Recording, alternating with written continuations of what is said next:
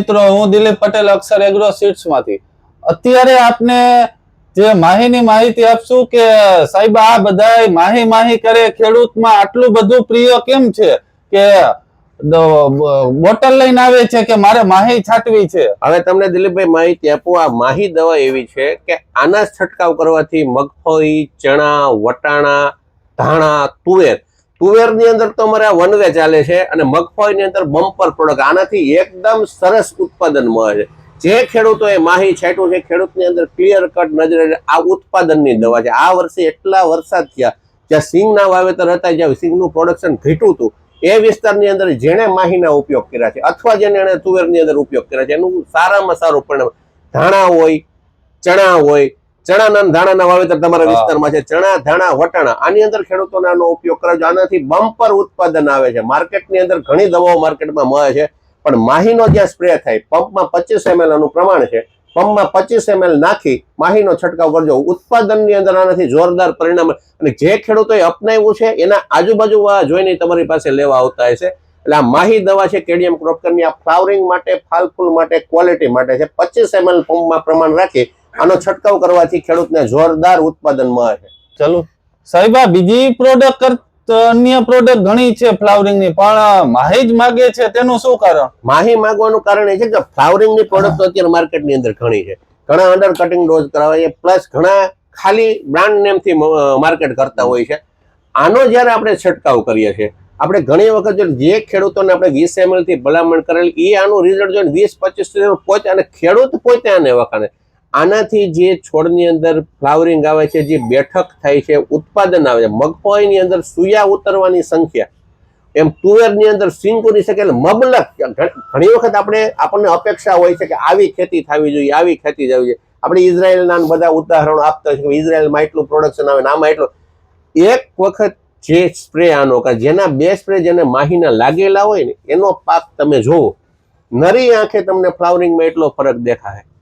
આટલો ફરક બીજા કોઈ પણ એમિનો એસિડ કે વર્ધક દવાઓથી મળતો થાય છે। કેવું સસ્તું, સારું, આ તે એડવર્ટાઇઝ થાય છે, ગ્રીનરી બતાવે છે, 3-4 દિવસ ભડકો દેખાય છે, 5-7 દિવસે હતું એ નથી। ઉત્પાદનની અંદર કોઈ ફરક નથી પડતો, આ ઉત્પાદનમાં ફરક પડે।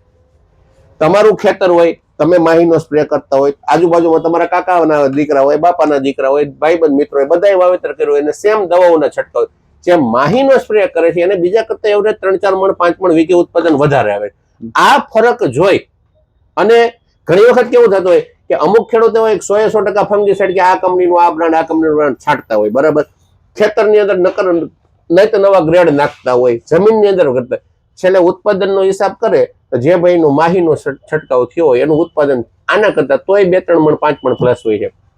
આ ફરક જોઈને માહી એટલું આવેલું છે। તો માહીની અંદર એમિનો એસિડ તો છે જ, બરાબર, પણ એવી ક્વોલિટી અને એવી ગુણવત્તાનું છે કે ભાઈ તમારા માની લો કે આ વખતે જે મગફળીમાં હવા આવેલી હતી કે ભાઈ પોપટા કાળા પડી જાય, પોલા થઈ જાય, આને આ ઘટે, જેણે માહીનો સ્પ્રે કર્યો એના પોપટા એકદમ ચોખ્ખા અને એકદમ કલરફુલ સારા હતા। એટલે આ ફરકને લીધે માહીનું અત્યારે માર્કેટ એટલું થયું છે। ખેડૂત છે, ખેડૂત પોતે, ખેડૂતની ખેતી છે ને એ જ પોતે એવી લેબોરેટરી છે, 250 ml લઈ 10 પંપ કરીને, ભલે તમારે 50 પંપ થતા હોય, 40 પંપ થતા, 10 પંપ માહીના મારી દેવાના। મગફળી વાવો, પોતે જ કરો, 10 પંપ મારો, તુવેર હોય 10 પંપની અંદર, એટલે કે જ્યાં તમારે 3-4 વીઘાનું વાવેતર હોય એની અંદર માહી મારજો, બાજુમાં બીજું કોઈ પણ એમિનો એસિડ મારજો, તમને ફરક તમારી નજરે દેખાય। એવું નથી કે તમારે 50 પંપ થતો હોય 50 પંપનું માહી મારી દો। જ્યાં માહી લાગેલું છે એ ખેતર અને આજુબાજુ આ ખેતર, ખેડૂત એમ કહે છે, આ પ્રોડક્ટ કંપની જેટલી એમ કહે છે ને કે ભાઈ રિઝલ્ટ આપે, પણ જેણે વાપરેલું છે ને ખેડૂત આવીને એમ કહે છે કે સાહેબ આનું રિઝલ્ટ આવે, ખેડૂત બ્રાન્ડ બને। આપણે તો વેચવા માટે કોઈ પણ ડીલર હોય કે કોઈ પણ કંપની હોય મહેનત કરતી હોય, એના માટે સાચા ખોટા વિડીયો બનાવતી, પણ ખેડૂત આવીને એમ કે મેં આ છાંટ્યું તો નાનાથી મને ઉત્પાદન મળ્યું। તમારી પાસે તમે કેમ કીધું ખેડૂત આવીને માહી માંગે, તો આ છેલ્લા 30 વર્ષથી માર્કેટની અંદર અલગ અલગ બ્રાન્ડો આવે છે અને માણસોનો ઉપયોગ, આ વર્ષે તો એટલા વિડીયો ને એટલી આઈ ફેલાવી છે કે નાનો કે મોટો કોઈ પણ ખેડૂત હોય એની નજરે ખબર પડે આમાં મારે ફરક છે।